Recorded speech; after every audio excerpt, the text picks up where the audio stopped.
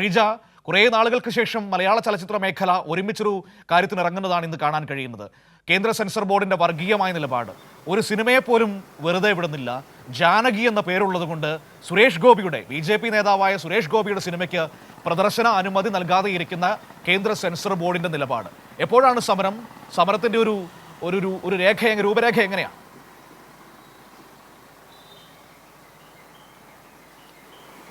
തീർച്ചയായും മനു, ഏതായാലും സെൻസർ ബോർഡിന്റെ നടപടി അതിൽ ഇനിയിപ്പോൾ പുതുമയില്ല എന്ന് തന്നെ പറയേണ്ടിയിരിക്കുന്നു. കാരണം ഏത് സിനിമ ഇറങ്ങിയാലും അതിനെ വർഗീയപരമായി ഇറങ്ങാൻ പോകുന്ന സിനിമയെ കണ്ടുകൊണ്ട് അതിന്റെ ഭാഗങ്ങൾ നീക്കം ചെയ്ത് ആ രീതിയിൽ മുന്നോട്ട് പോകുന്ന ഒരു നിലപാടിലേക്ക് സെൻസർ ബോർഡ് സ്വതന്ത്ര സംവിധാനം ആയിരുന്നു എന്നുള്ളതാണ് ഇനിയിപ്പോൾ അതിനെക്കുറിച്ച് പറയാൻ സാധിക്കുക. സെൻസർ ബോർഡ് മാറിയിരിക്കുന്നു എന്നുള്ളതാണ് ഈ ഒരു ഘട്ടത്തിൽ കൂട്ടിച്ചേർക്കേണ്ടത്. ഏതായാലും ആ സിനിമയുടെ പേര് അത് Janaki versus state of Kerala എന്നുള്ളതാണ് ആ ചിത്രത്തിന്റെ പേര് എന്ന് പറയുന്നത്. അതിൽ ഈ പേരിലുള്ള ജാനകിയും അതോടൊപ്പം തന്നെ ആ കഥാപാത്രത്തിന്റെ പേരും മാറ്റണം എന്നുള്ളതാണ് ഈ നിലവിൽ നൽകിയിട്ടുള്ള നിർദ്ദേശം എന്ന് പറയുന്നത്. അതുകൊണ്ട് തന്നെ ആ സിനിമയുടെ പ്രദർശനമടക്കം മുടങ്ങിയിരിക്കുന്ന ഒരു സാഹചര്യമാണ്.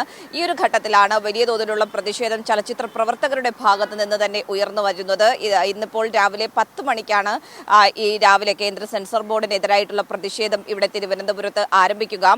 ഇതിൽ ഈ പ്രതിഷേധത്തിന്റെ ഭാഗമാകുന്നത് ചലച്ചിത്ര പ്രവർത്തകർ മാത്രമല്ല, സാംസ്കാരിക പ്രവർത്തകർ, അതോടൊപ്പം തന്നെ രാഷ്ട്രീയ യുവജന സംഘടനാ പ്രതിനിധികളൊക്കെ ഈ ഒരു പ്രതിഷേധത്തിന്റെ ഭാഗമാകുന്നുണ്ട്. കാരണം ഈ രീതിയിലുള്ള പ്രതിഷേധങ്ങൾ ഉയർന്നു വന്നില്ലെങ്കിൽ ഇത്തരത്തിലുള്ള നടപടികൾ ഇനിയും കേന്ദ്ര സെൻസർ ബോർഡ് തുടരും എന്നുള്ളതിൽ ഒരു തരത്തിലുള്ള തർക്കവുമില്ല. പക്ഷേ നമുക്കറിയാം, എമ്പുരാൻ സിനിമയുടെയൊക്കെ ഭാഗമായി സെൻസർ ബോർഡ് സ്വീകരിച്ച നിലപാട് പ്രതിഷേധം ഉയർന്നെങ്കിൽ പോലും അവർ അവരുടെ നിലപാടിൽ നിന്ന് പിന്നോട്ട് പോകുന്ന ഒരു സാഹചര്യം ഉണ്ടായില്ല. അപ്പോൾ ഈ സിനിമയ്ക്ക് ഇനി എന്തായിരിക്കും സംഭവിക്കുക എന്നുള്ളതും ഏറെ പ്രസക്തമാകുന്ന വിഷയമാണ്. പക്ഷേ ഒരു കാര്യം ഇതിൽ എടുത്തു പറയേണ്ടത്, പലതരത്തിലുള്ള പ്രതിഷേധങ്ങൾ ഈ സെൻസർ ബോർഡിന്റെ നടപടിക്കെതിരെ ഉയർന്നു വരുമ്പോഴും പക്ഷേ ഈ സിനിമയുടെ നായക കഥാപാത്രം ചെയ്യുന്ന കേന്ദ്ര സഹമന്ത്രി കൂടിയായിട്ടുള്ള സുരേഷ് ഗോപി, അദ്ദേഹത്തിന്റെ ഒരു ഔദ്യോഗിക പ്രതികരണമോ അല്ലെങ്കിൽ പ്രതിഷേധത്തിന്റെ ഭാഗമാകുന്നതോ ഒന്നും തന്നെ ഇതുവരെയായി ഉണ്ടായിട്ടില്ല എന്നുള്ളതും എടുത്തു കാണേണ്ടതാണ്.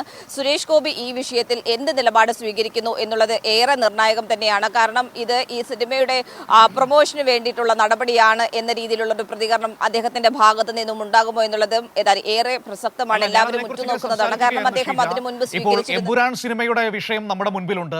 ഗുജറാത്ത് കലാപവുമായി ബന്ധപ്പെട്ട ഭാഗങ്ങൾ ആ സിനിമയെ സംഘപരിവാറിന് ഇഷ്ടമല്ലാതാവുകയും അതിനെതിരെ അവർ സ്വീകരിച്ച നടപടികളും ഒക്കെ നമ്മൾ കണ്ടതാണ്. അന്ന് സുരേഷ് ഗോപി പറഞ്ഞത് ഇതൊക്കെ കച്ചവട തന്ത്രങ്ങളുടെ ഭാഗമാണ്, ഇതൊക്കെ ആ രീതിയിൽ കണ്ടാൽ മതി എന്നായിരുന്നു.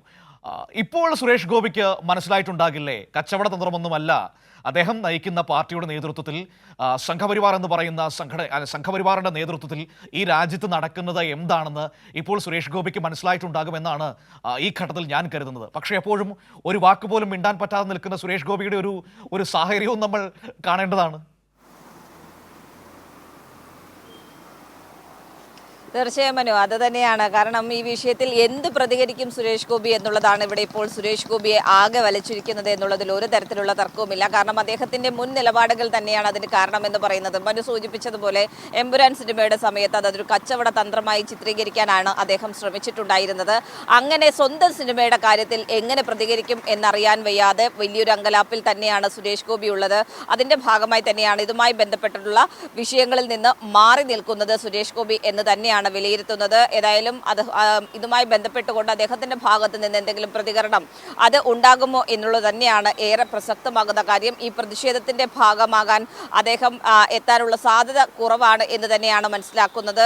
കാരണം ഈ പ്രതിഷേധത്തിന്റെ ഭാഗമാകുകയാണെങ്കിൽ ഇതിൽ കൃത്യമായിട്ടുള്ളൊരു നിലപാട് കേന്ദ്ര സെൻസർ ബോർഡിനെതിരെ സ്വീകരിക്കേണ്ടി വരും. പക്ഷേ അത് സുരേഷ് ഗോപിയുടെ, നമുക്കറിയാം സുരേഷ് ഗോപി ഇപ്പോഴത്തെ ഒരു സാഹചര്യത്തിൽ അത്തരത്തിലൊരു നിലപാടിന് തയ്യാറാകാനുള്ള സാധ്യതയും വളരെ കുറവ് തന്നെയാണ്. അതുകൊണ്ട് തന്നെ ഈ ഘട്ടത്തിൽ സുരേഷ് ഗോപിയുടെ നിലപാട് ഏറെ നിർണായകമാകും എന്നുള്ളതിൽ ഒരു തരത്തിലുള്ള തർക്കവുമില്ല.